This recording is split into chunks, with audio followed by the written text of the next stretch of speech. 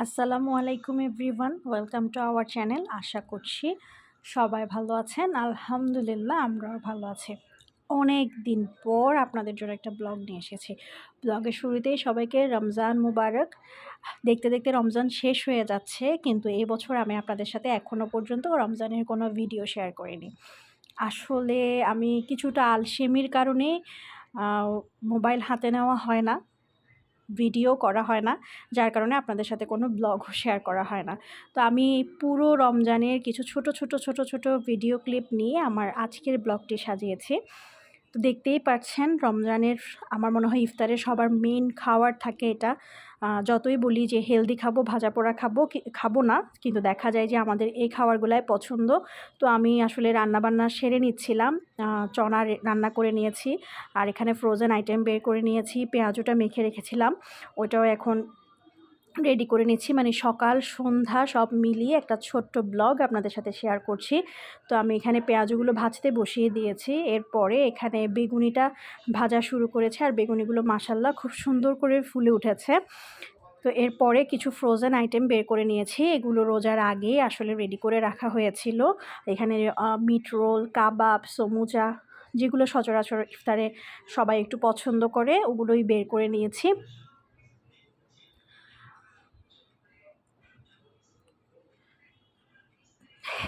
এই বেগুনিটা নিয়ে আমি আসলে অনেক স্ট্রাগল করছিলাম। আমি চেষ্টা করছিলাম এটাকে একটু উল্টানোর জন্য, কিন্তু যেহেতু এটা ফুলে উঠেছে তাই অপর পাশে আসলে উল্টালেও ওটা তেলের উপর আবার ভেসে উঠছিল। তো আমার পেঁয়াজগুলো সব ভাজা হয়ে গিয়েছে, আর আমি সব ভেজে ভেজে দিচ্ছিলাম, আর আম্মু সবার প্লেটে সব কিছু সার্ভ করে দিচ্ছিল। তো একটু সবার প্লেট সার্ভ করে দেওয়া হয়েছে।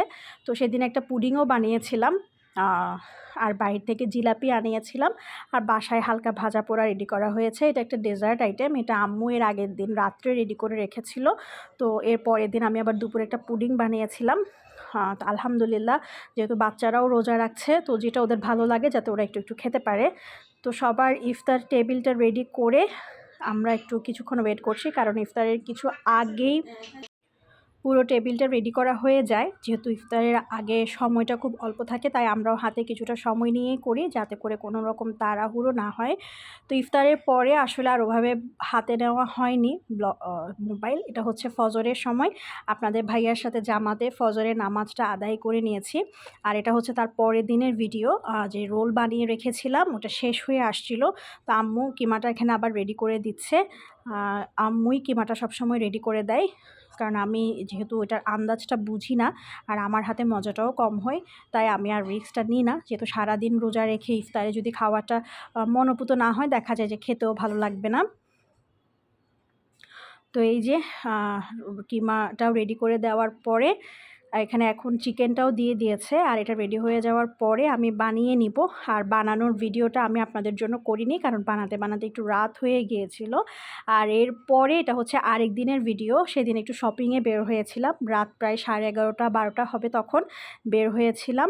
তো রাত্রে বের হওয়াতে আসলে আরামেই শপিংটা করেছি।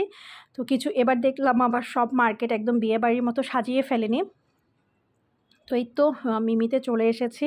আর এসেই প্রথমে হুজুরের দোকানে কিন্তু সেদিন ফুচকা খাইনি। সেদিন এখানে একটা আম পান্না পাওয়া যাচ্ছিল, আর ওদের আম পান্নাটা অনেক মজা হয়। তো একটু যেহেতু টায়ার্ড ছিলাম, গরমও ছিল, একটু ওইটাই খেয়েছি। খেয়ে একদম চলে এসেছি উপরে এই দোকানটাতে। এটা হচ্ছে ঢুকতেই প্রথম দোকানটা। এই দোকানটা থেকে আমার সবসময় স্যান্ডেলস নেওয়া হয়, তো এখান থেকে সবার জন্য স্যান্ডেল নিয়ে নিয়েছি।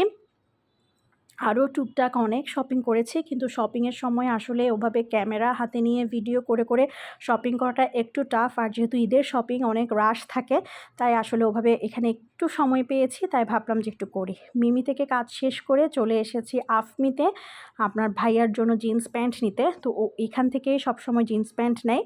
তো এই তো আমার একটা ছোট্ট ব্লগ, আশা করছি আপনাদের ভালো লেগেছে।